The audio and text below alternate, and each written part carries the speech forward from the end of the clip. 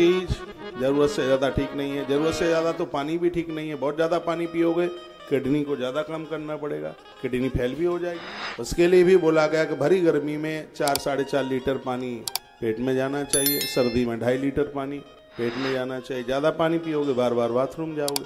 Sugar के patient की kidney खराब क्यों हो जाती है? क्योंकि शुगर के पेशेंट को बार बार बाथरूम जाना होता है। जब आप सौंठ का काढ़ा लेते हैं, मेथी का काढ़ा लेते हैं, उससे बार बार बाथरूम नहीं जाना पड़ता। चाय ज्यादा पीने वाले लोगों को बार बार बाथरूम जाना होता है। तो ऐसी चीजें आप क्यों ले रहे हैं जो हमें मार करके डाल दे? बिल्कुल। तो इस बात का बहुत ही ज्यादा ध्यान रखिएगा। खान पान यदि आप जरूरत से ज्यादा खाते हैं, समझ लो कि बीमारी की पूरी तैयारी की जा रही है। हम लोग क्यों नहीं बीमार होते? नजर ना लगे, भगवान कृपा करे। इसलिए क्योंकि ध्यान रखा जाता है इस बात का। हम आपके भी घर आते हैं, चलो अब तो मैं कुछ लेता नहीं, जब लेता था नहीं इतना ले लीजिए। मैं कहता था माई पूरी तेरी है, पेट मेरा है। हाँ, पेट मेरा है, मुझे कितना खाना है। भैंस का पेट भर जाता है, गाय का पेट भर जाता है, लाख कोशिश करो वो खाती नहीं है। चाहे उसके ऊपर चाहे 100 भुरक दो, वो नहीं खाएगी। लेकिन तुम्हें गुलाब जामुन दिखाई दे जाए, बिना चटकाए मानोगे ही नहीं। भले ही गुलाब जामुन नाक में होकर निकल जाए, मानोगे नहीं। उतना खाइए जितना बॉडी को आवश्यकता है। सुबह के भोजन को हिंदी में बाल भोग कहते हैं। सुबह नाश्ते को बाल भोग, और दोपहर को कहते हैं राजभोग, और शाम के भोजन को कहते हैं बयारू। नाम तो उसका था बीमारू, लेकिन अच्छा नहीं लगा इसलिए उसको बयारू नाम रख दिया। यानी सुबह एकदम हल्की, सुबह एकदम जल्दी आप लेते हैं तो बच्चों जैसा होना चाहिए। बच्चों को क्या खिलाना चाहिए? बच्चों को मक्खन खिलाना चाहिए, तो आप मक्खन खाइए, सुबह फायदा करेगा।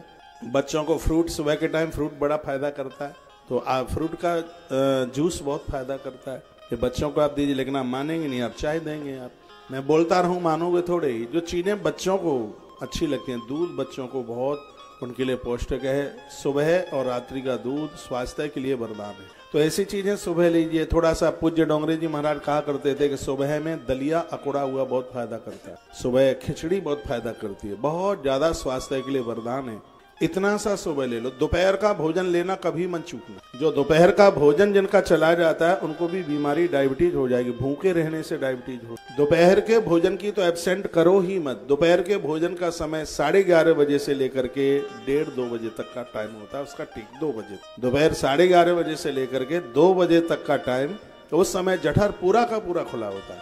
इसलिए कहा गया है कि सतम्भ्या भोक्तव्यम, आपके पास 100 काम हो तो भी 100 कामों को करने से पहले भोजन कीजिए। दोपहर के भोजन को कहते हैं राजभोग, आपकी भाषा में कहते हैं लंच, लेकिन इसको बाबाजियों की भाषा में कहते हैं राजभोग।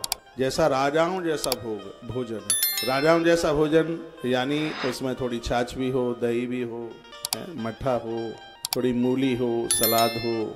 अनुष्ठानिक व्यक्ति के लिए गाजर का परहेज है। आप अनुष्ठान में नहीं हैं तो गाजर खाने में कोई दोष नहीं है बिल्कुल। लोग तो कहते हैं गाजर ऐसे बनी, वैसे बनी, तमाम बनी, उसका खून गिरा, फलाने का ये हुआ।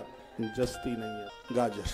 अनुष्ठान में तो मैं भी कहता हूँ गाजर मत लीजिए, मूली मत लीजिए। उसमें तो अदरक के लिए भी मना किया, हींग के लिए भी मना किया, लेकिन हींग लेने से पेट की गैस समाप्त होती है। हींग स्वास्थ्य के लिए फायदा। हाँ, लहसुन प्याज में दुर्गंध है, तामसीपन है।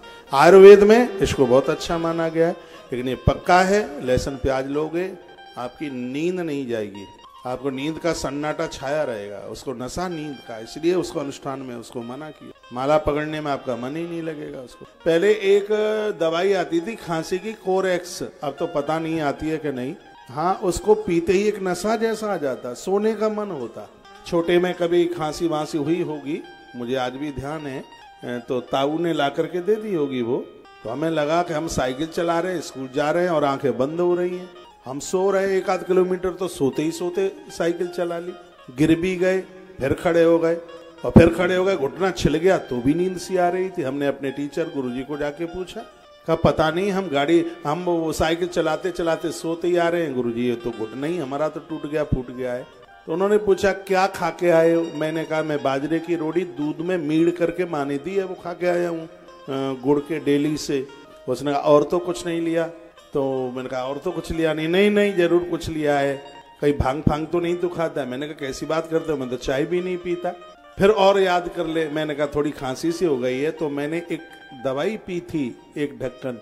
कौन सी? मैंने कहा उस पर तो कोरेक्स लिखा हुआ है। तब उन्होंने बताया कि इसको पीने से और इसमें थोड़ा उसमें आलस्य जैसा आता है, प्रमाद जैसा आता है। तो अब जो लहसुन लेते हैं, प्याज लेते हैं, गाजर लेते हैं, मूली लेते हैं, अदरक लेते हैं, हींग लेते हैं, तो इसमें थोड़ा आलस्य है, इसमें थोड़ा प्रमाद है, इसलिए अनुष्ठान में इसके लिए मना कर दिया। लहसुन प्याज में दुर्गंध है बहुत ज्यादा। ऐसा नहीं है कि आपने लहसुन प्याज खा लिया तो छत टूट करके नीचे गिर गई है, ऐसा नहीं है। वो एक अनुष्ठानिक व्यक्ति के लिए, जैसे हम लोगों ने कभी खाया ही नहीं, लहसुन प्याज नहीं लिया, आदत में ही था नहीं, जन्म ही कहीं ऐसी जगह का हुआ है जहाँ इन सब चीजों को बहुत माना जाता। ऐसा गांव का मैं जन्मा हूँ, ब्राह्मणों का गांव है पूरा, जिसमें उस जमाने में यदि दूधिया को दूध दे देते तो 500 रुपए का जुर्माना लगता। और क्या कहते थे कि फलाने के घर में अपनी बेटी मन दे देना, कोई उसके घर में दूध बेचा जाता है। वो कहते थे दूध बेचना और पूत बेचना ये शुभ नहीं है, ठीक नहीं है। तो ग्रामीण अंचलों के ऐसे वो संस्कार होते थे। एक बार जयकार आप लगाएंगे, बोलो बांके बिहारी लाल की जय हो।